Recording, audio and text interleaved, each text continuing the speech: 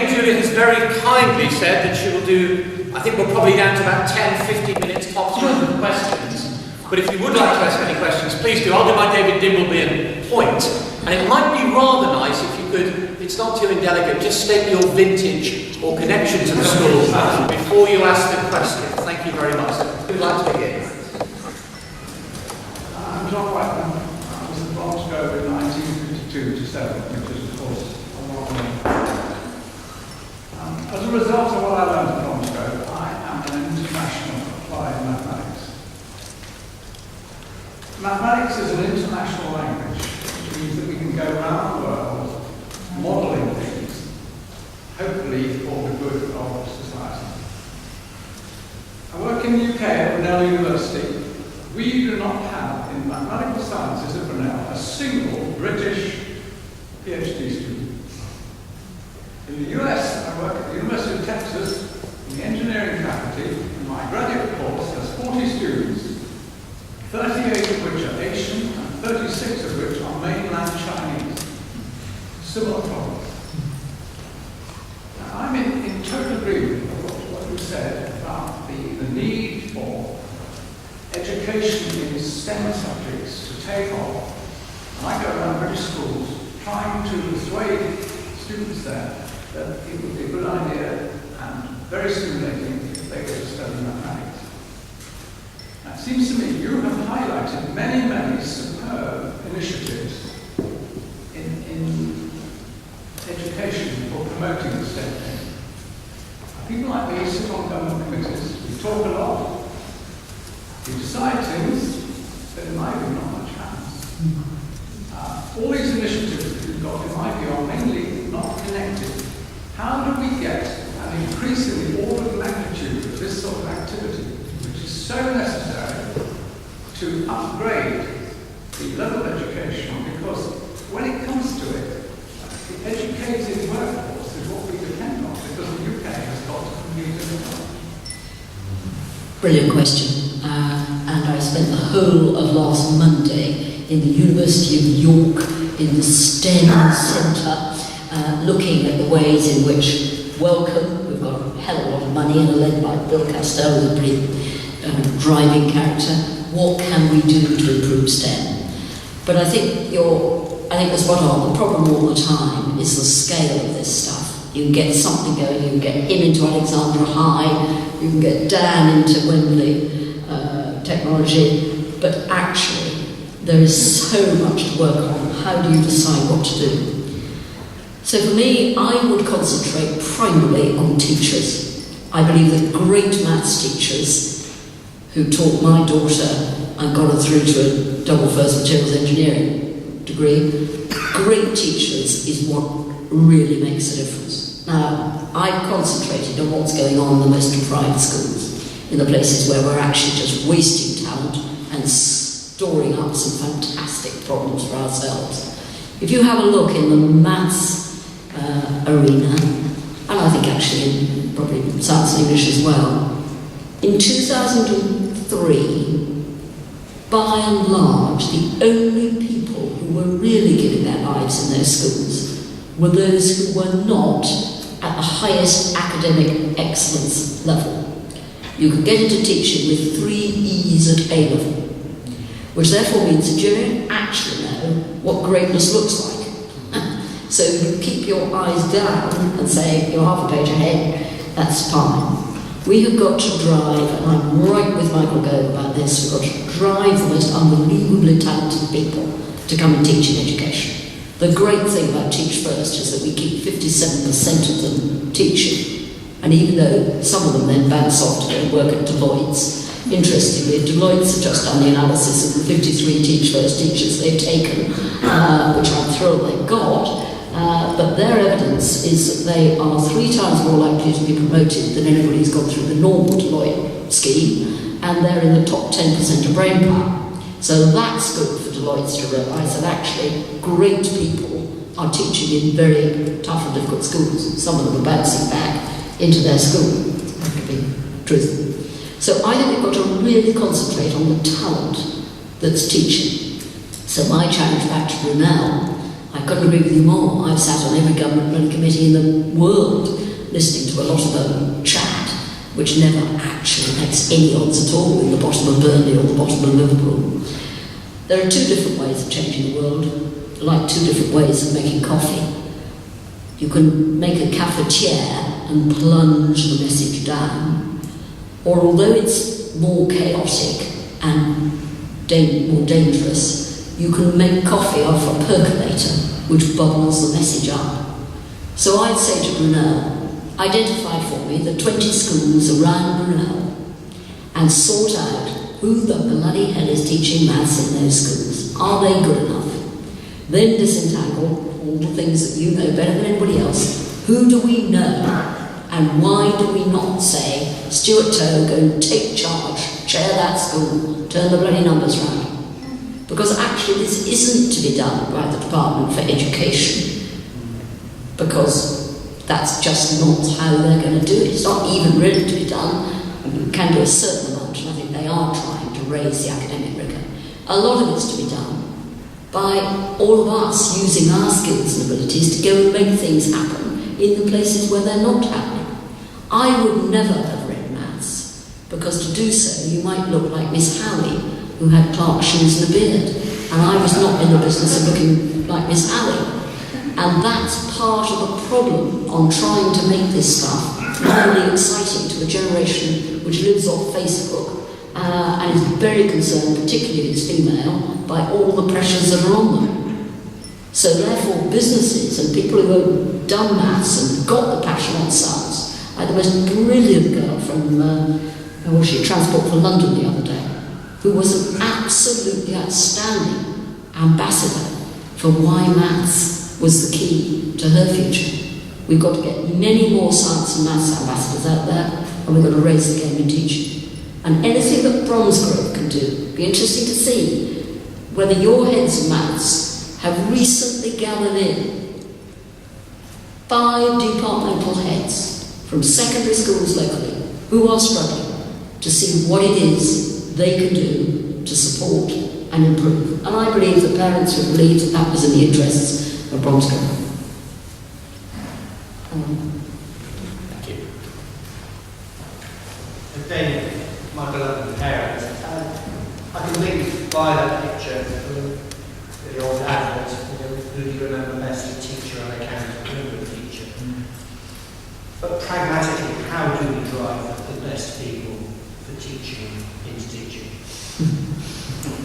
Well, 12% of Oxbridge applied this year to Teach First, when in 2003 they could only discover 2 individuals who'd gone in to teach in the toughest schools. So something is going on which is changing the attitude of young graduates towards teaching. Now some people will say, oh, that's because there aren't any jobs elsewhere. Actually, if you recognise that we only take 3 out of 10 of the Teach Firsters who apply to us, actually we're pretty picky. So it isn't about, I suspect, volume, it's about the quality of what's coming through.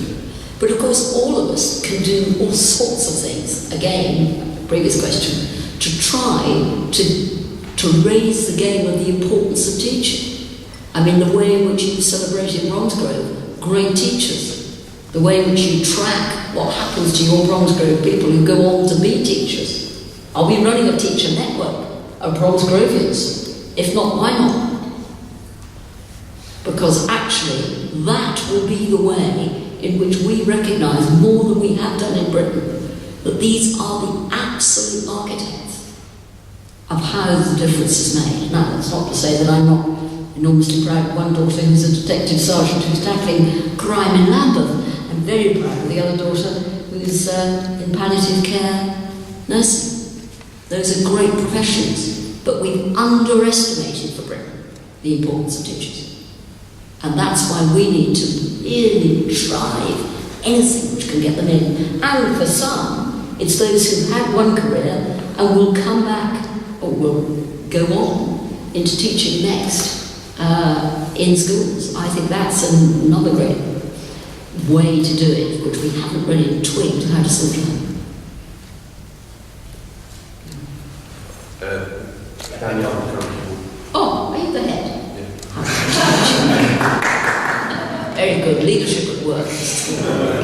That's the you've come across and what's made them so special. That's a right good question. Who's the best leader I've come across and what makes them so special? Well, let me do it off the back of the... if you run a voluntary organisation called Business in the Community, you then have to learn a bit about business leader egos on the board. Because by the time X has decided that they're going to lead on homelessness and Y has decided they're going to lead on race, and you say, well, what about putting these two things together? Certainly not. My brand on business action on homelessness can't possibly be sullied by his brand on racial opportunity. So I've seen the best and the worst of great business leaders. I suppose interestingly, the one who for me was absolutely outstanding is a lovely man called Mike Rake, who's now the chairman of BT, was the chairman of senior partner of KPMG, and for me, in chairing a board, he had an ability to find a way through and a common purpose, which wasn't dominant, wasn't, listen to what I say, I'm right. He had an extraordinary ability to get people to feel that they had contributed to that decision, and they would go with him. You don't have to agree with the decision, but you must understand the reason why, and you must understand how the decision was taken. And Mike was outstanding for that, absolutely. The other man I love dearly, not in that sense, but I think he's a great leader, is Alan Leighton, who used to run Asda, had a hell of a time at Royal Mail, and has now gone to run one of the businesses in Cleverdon. Alan has an energy about him. Too much now is about process, not progress. There's over 8 million reasons why. By the time we've done the risk assessment, we've done the analysis of the flaming bloody risk register. Is it red, amber or green? I did. I spent my life saying, we have an opportunity register as opposed to a risk register. I think that Alan is a man who gets on with things and makes things happen. And I have great sympathy with that. Some great female leaders, great women I've learned a hell of a lot from. Scylla Snowball, who runs Aberdeen Vickers, Carolyn McCall running EasyJet. Has anybody observed that I think EasyJet is getting better?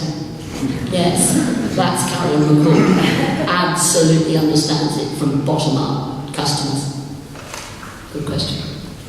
Jeremy Hilton, I started in the prep school in 47 and came out the other end in 55. From your comments just now, should we infer that the leadership of British Labour, when you were there, was not up to much?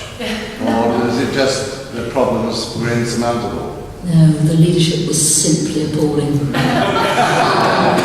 Unimaginable how hopeless that leadership was. And that, of course, in a way, was why we lost the lot.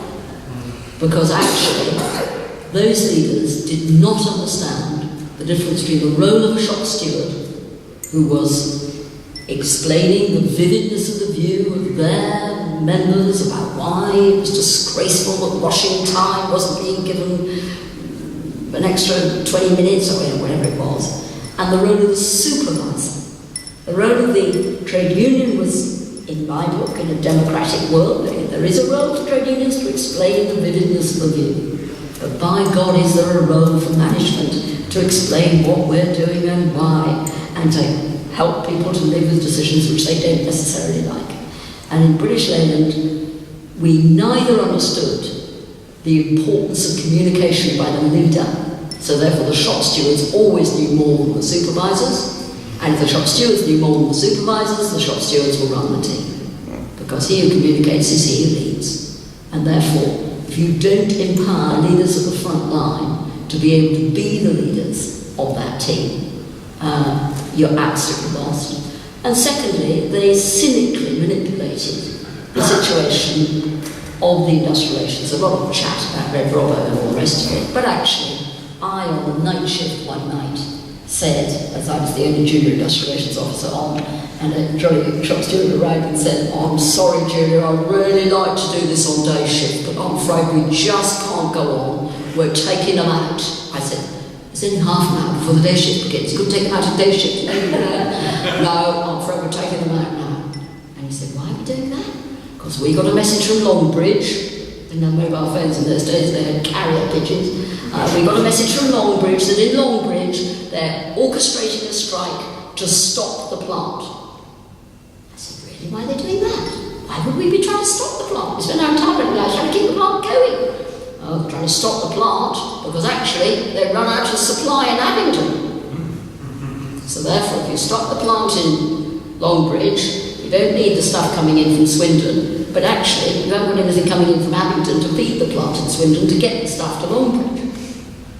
And what caused me really to believe as I do in the innate decency of the vast majority of the British working man was because actually you shouldn't behave like that to people.